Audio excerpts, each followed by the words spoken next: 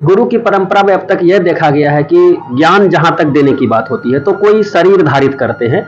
और आज भारतीय आध्यात्म के दुनिया में जहाँ से आध्यात्म का शंखनाद हुआ है, भारत वो देश है दुनिया का, तो कोई शरीर में हुए हैं तो लोगों को उन्होंने ज्ञान दिया है। वो शास्त्र का ज्ञान हो, वेद का ज्ञान हो या अन्य किसी भी माध्यम से उन्होंने ज्ञान देने का काम किया है। तो शिव की शिष्यता में तो महादेव शरीर में नहीं है, तो फिर वो लोगों का भी, आपने थोड़ी देर पहले कहा कि लोगों की चेतनाएं बदलती है, तो शिव की शिष्यता में कैसे लोगों की चेतना बदल रही है? आज लोग, इंसान के अंदर इंसानियत आ रही। मैंने देखा जब मैं बाहर से अंदर से जब मैं बाहर आ रहा था तो ढेर सारे गुरु भाई बहन मिले जिन्होंने हाथ जोड़कर प्रणाम किया, तो ऐसा लगा कि उसके अंदर में किसी प्रकार का भेदभाव नहीं है। ये परिमार्जन बिना महादेव शरीर में रहे कैसे कर देते हैं? क्योंकि शिव का नाम है शिव का नाम ही काफी है प्रणाम करने के लिए। खैर, लेकिन प्रणाम तो हमारा मन करता है।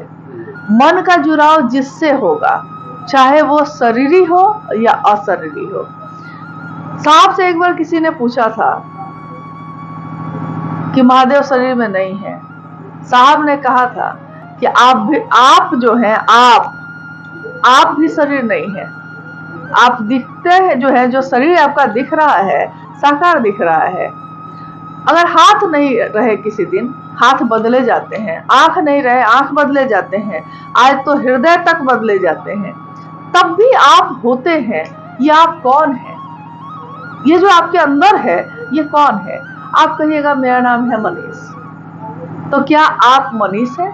आपका कुछ दूसरा भी नाम होता तब भी आप वही होते। नाम आपका बदल सकता है, लेकिन आप जो है, जो जीवात्मा है, वो तो नहीं बदले है ना। और जीवात्मा की यात्रा तो हजारों वर्षों की होती है। उसकी मौत एक शरीर से नहीं हो जाती है। 70-80 साल का जीवन तो उसका होता नहीं है। और ये तो भारतवर्ष में ये एकदम साबित हुआ है, सत्यापित हुआ है कि ऐसा है।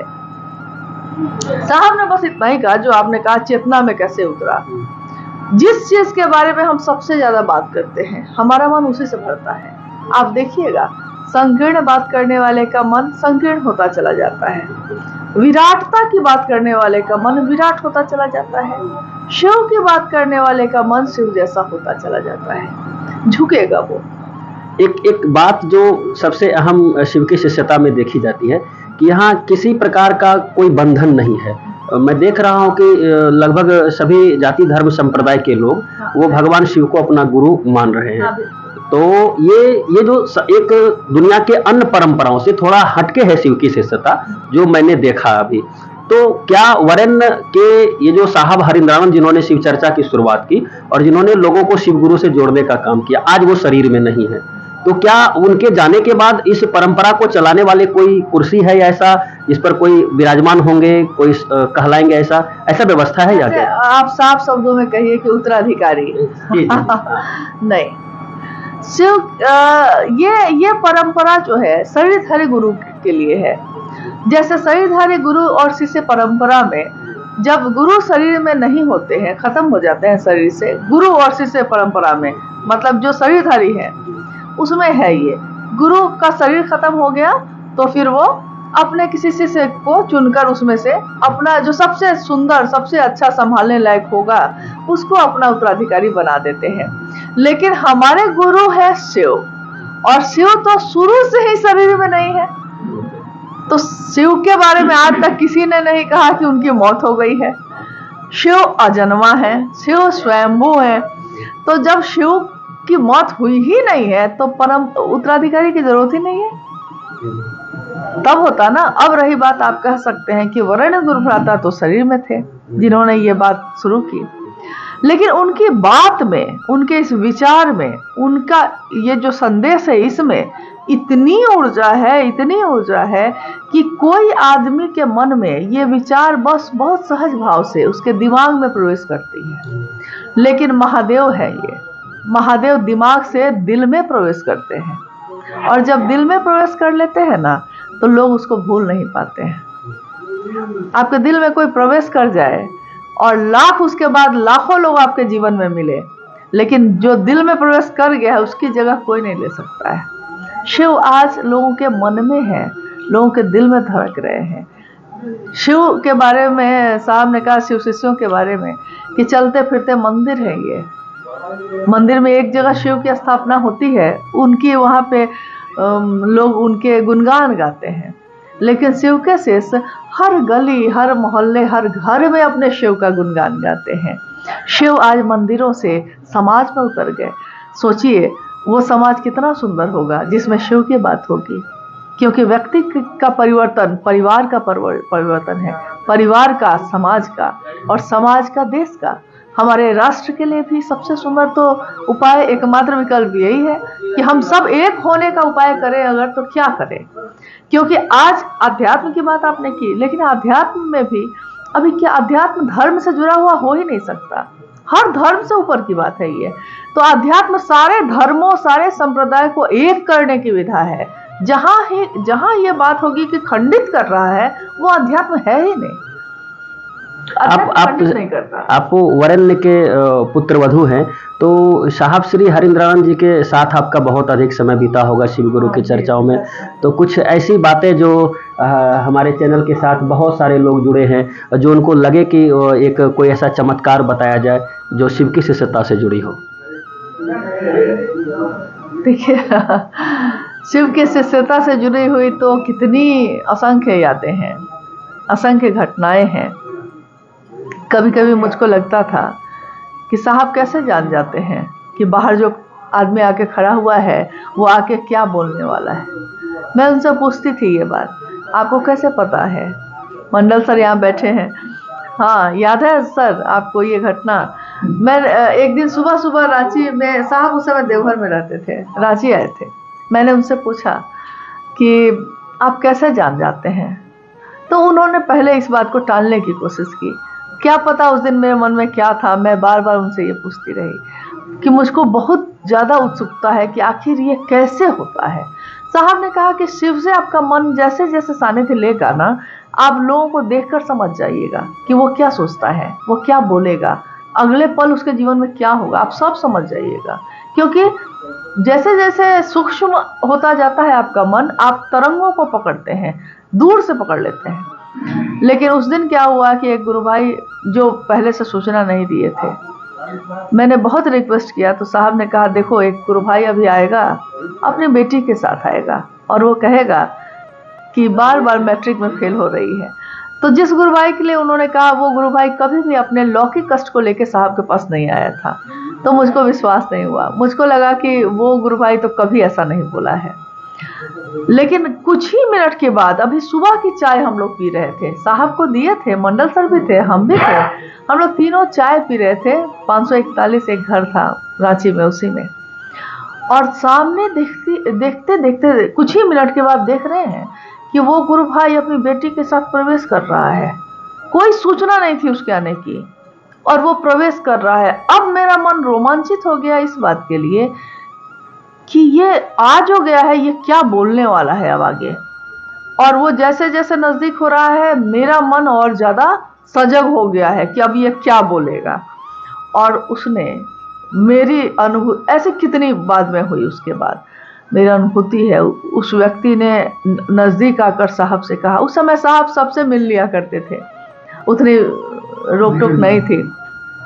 तो उसने आके कहा, शब्द बाई शब्द वही कहा जो अभी अभी साहब ने मुझको कहा था। मतलब वो शरीर में रहते हुए जो ऊर्जा थे या हैं आज भी, उनको दुनिया के लोग शायद समझ पाए या नहीं, पता नहीं। लेकिन उन्होंने मतलब एक ऐसी ऊर्जा शिव के जो धरती पे उतरे, शिव से मिलाने के लिए लोगों को चलाए। आपने अभी कहा कि करोड़ों लोग हैं, आप इसी बात से अंदाजा लगाइए तो क्या एक सामान्य आदमी के बात पे करोड़ों लोग एक हो सकते हैं? यानी उस व्यक्ति के विचार में इतनी ताकत है कि उसने सब संकीर्णताओं को तोड़ के सबको एक कर दिया है और करते ही जा रहे हैं। पल प्रतिदिन लाखों शिव से नए नए घोषणा होती जा रही है, लोग शिव से बनते जा रहे हैं। एक न एक दिन तो ये टूटना था। संकीर्णताएं इतनी करती जा रही थी कि एक दिन तो फिर से सब कुछ मुक्त होना था और हम सब उस रास्ते पे चल रहे हैं। जैसे अन्य गुरुओं की परंपराओं में उनको समझने के लिए किसी प्रकार की पुस्तकें दी जाती है, क्या शिव की शिष्यता में वैसी कोई पुस्तक है कि ताकि लोग उनको पढ़ करके भगवान शिव के गुरु स्वरूप के बारे में जान सके? हाँ जी है। 1990 के दशक में साहब हरिंद्रानंद जी ने एक छोटी सी किताब लिखी थी, शिष्यानुभूति उसका नाम है। शिष्यानुभूति यानी एक शिष्य की अनुभूति। और जैसा कि आप जानते हैं कि हर किताब या किसी भी ऐसी वस्तु पे जो बनती है, सृजित होती है, जगत में बनती है ना, उसमें पैसे लगते हैं, तो उसका मूल्य लिखा होता है उसके पीछे। शिष्यानुभूति एक ऐसी पुस्तक है जिसको शिवशिष्य हरिंद्रानंद जी ने अपने गुरु को समर्पित करके लिखा, और उसका मूल्य उन्होंने लिखा जो आज तक, अभी तक दुनिया में किसी भी देश में चले जाइए, मुझको ऐसी किताब नहीं मिली जिसके पीछे मूल्य के जगह पे पैसा नहीं लिखा हो, मूल्य लिखा है आपका शिवशिष्य होना। जबकि किताब छपने में तो पैसा लगता है, लेकिन मूल्य उसका, उन्होंने कहा, भविष्य में भी कभी नहीं लिया जाएगा। इसका मूल्य हमेशा यही रहेगा, आपका शिवशिष्य होना ही इसका मूल्य है।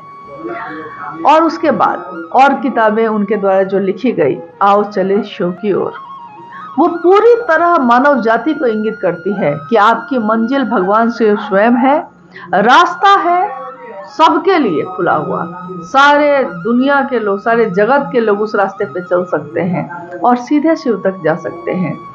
आप सोचिए ना कि कोई शास्त्र नहीं पढ़ा, कोई पुराण नहीं पढ़ा, यहाँ तक कि कल भजन में हम लोग सहरसा में यही सुन रहे थे, जे कहियो शास्त्रों पुराणों न पढ़ लई, हिंदी अंग्रेजी नहीं, हिंदी अंग्रेजी भी नहीं पढ़ा। कोई अनपढ़ है, किसान है, मजदूर है, खेती करते हैं, रिक्शा चलाते हैं, लेकिन महादेव की बात जब करने लगते हैं तो ये ज्ञान उतरता कहाँ से है? अगर महादेव है नहीं तो ये उसके शब्द उसके हृदय से निकल के मुंह से जो निकलते हैं, वो निकलते कैसे हैं? उसने तो कुछ भी नहीं पढ़ा है। यानी अक्षय स्रोत से जब आप जुड़ जाते हैं तो ज्ञान देते हैं शिव, तब न शास्त्र आरेखित होते हैं। क्या शिव की शिष्यता हिंदुस्तान से बाहर भी कई देशों में चलती है? हाँ बिल्कुल, पूरे भारतवर्ष में तो सभी राज्यों में, और बहुत तेजी से बढ़ती ही जा रही है। विदेशों में, नेपाल देश तो खैर शिव के लिए समर्पित देश भी है, और नेपाल देश के लगभग सभी जगहों पे शिव शिष्यता व्यापक हो रही है, होती जा रही है। अगर कोई भगवान शिव को अपना गुरु मानकर, जो भी आपने थोड़ी देर पहले कहा कि आजमा सकते हैं, हाँ। अब तक गुरु शिष्य की परंपरा में गुरु ने शिष्य की परीक्षा ली है, लेकिन शिव की शिष्यता में शिष्य गुरु की परीक्षा लेते हैं। तो अगर कोई शिव को अपना गुरु मानकर उसकी परीक्षा लेना चाहे तो क्या इसके लिए कोई विधान या मंत्र है? देखिए, ये तीनों सूत्र जो साहब ने दिए हैं, जब साहब हरिंद्रानंद जी ने शिव को गुरु बनाया था तो उनके जीवन में कोई सूत्र देने वाला नहीं था, लेकिन उन्होंने अपने जीवन की घटनाओं को 3 सूत्रों में पिरोया। उन्होंने कहा, शिव की शिष्यता और शिव की पूजा में इतना ही अंतर है, और ये अंतर भारी अंतर है। शिव की पूजा, कोई शास्त्र भी यही कहते हैं, कोई साधु यही कहेगा आपको, श्रद्धा रखो, समर्पण रखो, विश्वास रखो। लेकिन साहब हरिंद्रानंद जी ने कहा, शिव की शिष्यता में आप सिर्फ विचारों में खरे तो रहिए, अविश्वास में खरे रहिए, अश्रद्धा में, संशय में खरे रहिए, सिर्फ खरे रह जाइएगा, शिव ज्ञान उतार देते हैं।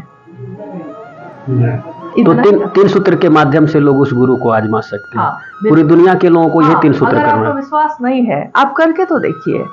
मतलब आप विश्वास मत करिए, आप कहते हैं कि हमको विश्वास नहीं है, कोई नहीं कह रहा कि आप विश्वास करिए। बिना विश्वास के भी तो बहुत काम हम करते हैं, बहुत काम अपने जीवन में करते हैं, बिना प्रेम के, बिना भाव के करते हैं, लेकिन परिणाम उसका भी वही होता है। बिना प्रेम के हम भोजन बनाएंगे, भोजन बनेगा कि नहीं? और कभी भोजन प्रेम से भी बनाते हैं। बिना प्रेम के हम किसी के लिए कोई व्यवस्था कर दें, कोई सेवा कर दें, तब भी हम पानी भर रहे हैं किसी के लिए, नहाना है उसको, प्रेम नहीं है हमको उससे, लेकिन चापाकल चलाएंगे तो पानी भरेगा कि नहीं?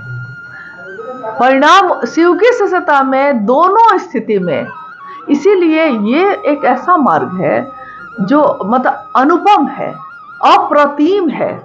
अप्रतिम का अर्थ होता है एक ऐसी प्रतिमा जैसी दूसरी कोई प्रतिमा बन ही नहीं सकी, उसके बाद बन ही नहीं सकेगी। अप्रतिम शिव की शिष्यता यानी एक ऐसी प्रतिमा जिसमें दोनों तरह से जाइए तो परिणाम लेकिन उतना ही सुंदर है। चाहे अविश्वास में जाइए, चाहे विश्वास में, चाहे अश्रद्धा में, चाहे श्रद्धा में, चाहे समर्पण में या संशय में, दोनों तरह से परिणाम एक ही होगा। गुलाब के फूल को तोड़ दीजिए, खुशबू देगा। गुलाब के फूल को पौधे पे छोड़ दीजिए, खुशबू देगा। मसल के रौंद दीजिए, खुशबू देगा। शिव की सृष्टि भी ऐसी है, हर परिस्थिति में खुशबू ही देती है।